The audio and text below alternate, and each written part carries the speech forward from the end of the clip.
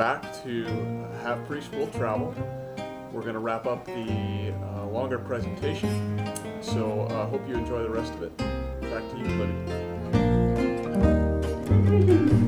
Similar, but different in that people here have a lot more relatives in the United States spending the money.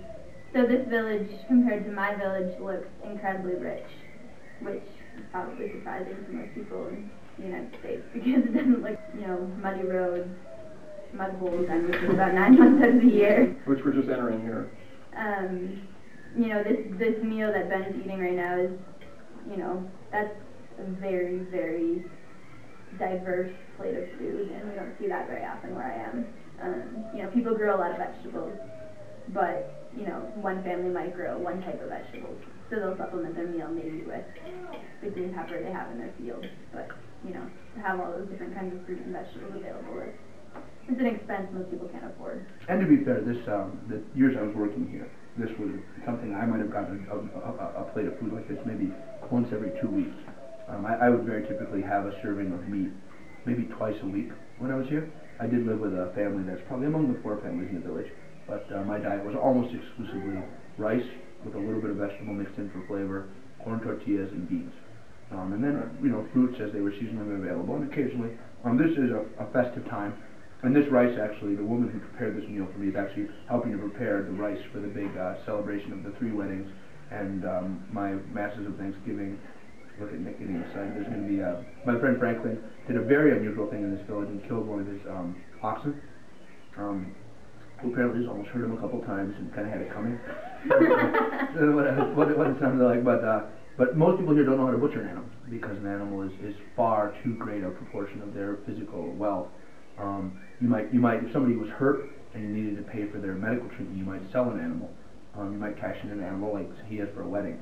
But that was something that surprised me. Everybody here has at least a couple cattle for the most part. Many people have at least 1 or 2 cows, but that's such a huge proportion of their wealth that for somebody here to kill a cow and eat it would be something that surprised me. Everybody here has at least a couple cattle for the most part. Many people have at least 1 or 2 cows, but that's such a huge proportion of their wealth that for somebody here to kill a cow and eat it would be, that might happen once. It is really incredible to see the generosity. I guess even from an American perspective, just to see the generosity that's greeted us as we've arrived here. I don't know that we've paid for a meal since we've been here.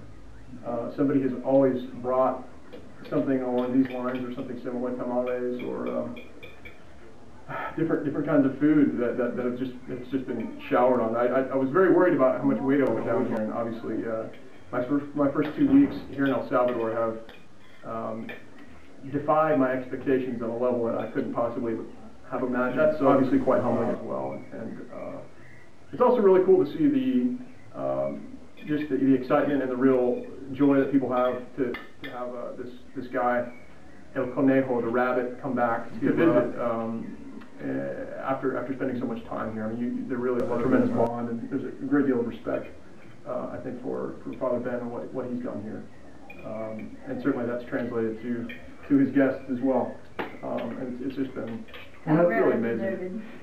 One of the cultural differences is that, at least in rural El Salvador, and I think to some extent among Latin Americans in general, nicknames based on physical characteristics are very common, and maybe still hurtful to people, but there's not nearly the cultural sensitivity around it. So it'd be very common to help somebody figure out who somebody was by referring to him or her as La Gordita.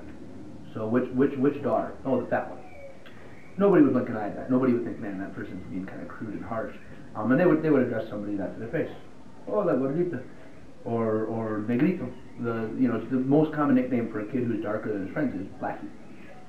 Or Whitey, if he's whiter. And so, this happened already when I came back the first year after I finished my service, but nearly every conversation I've had with every person in this village, within the first 2 or 3 sentences has included, man, are you fat? Look at it, generally very often associated with a friendly pat on my belly. A little uncomfortable at first. Boy, you've been eating well, or you haven't been doing much exercise, have you? So it tends to wear on you a little bit. Every single conversation with every person you meet starts that way. But in many ways, it's an attitude that's far healthier than our American one, where we're obsessed with you know, with appearance. People here, I mean, are very conscious of their appearance and things like that, but I think the fact that, you know, people are referred to by the characteristics they have in a way that everybody is not afraid to mention the fact that one person is particularly skinny or particularly white or black or hairy or not hairy, or, you know, so in the rural areas, as I think in probably pretty much every place in the world, not so much anymore in the United States, most people are referred to by nicknames. Many people in the village would be hard put to tell you the Christian name of many of the people here. So nicknames are a big part of the culture. I'm kind of immune from any consequences of using nicknames. So I pretty much is one of everybody's favorite things when I use a nickname that the person doesn't like a lot. When I just bring that out, or the coup de grace is to say something that indirectly requires the use of the word that is the person's nickname. So that's considered a very high form of humor here. So like as somebody walks by to say in a loud voice, you know what I mean?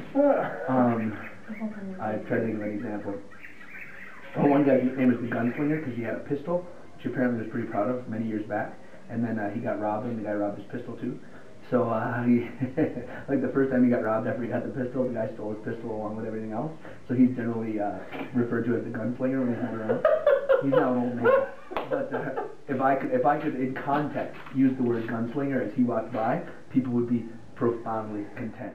Which brings me to kind of maybe one of the final points that we could talk about, because we are getting ready for a big day.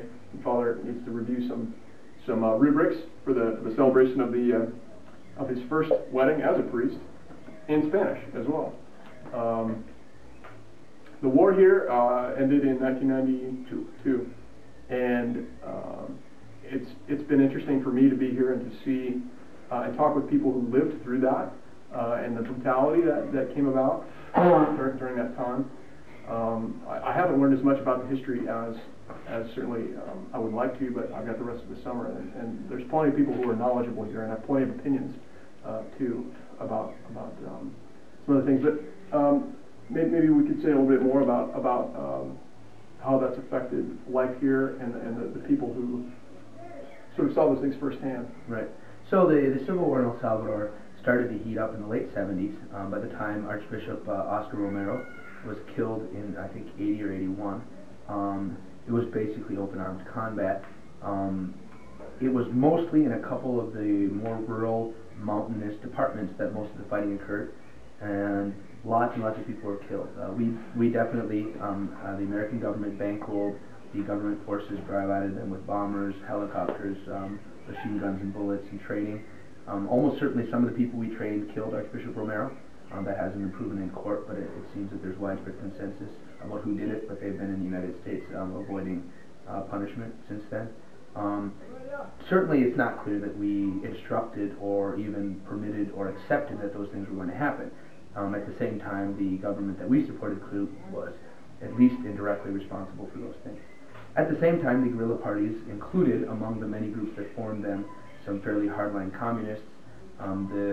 The war here was fought here basically as a proxy war between the United States, representing global capitalism and democracy, with all the good and bad that goes along with that, and the Soviet Union, Cuba, and Nicaragua to a large extent, although with much less money and much fewer arms, supported the rebel parties. The great fear, I suppose, of the United States was that as Cuba and Nicaragua, El Salvador would end up with a hardline communist regime. There's lots of historical judgment to be developed as we move farther away from the events and perhaps have more perspective. There's no question that the people of El Salvador suffered tremendously, certainly at the hands of the government, but also very often at the hands of the group. Well, I hope you enjoyed the wrap-up segment. Unfortunately, we ran out of disk space on my camera, so Ben's comments are lost to posterity.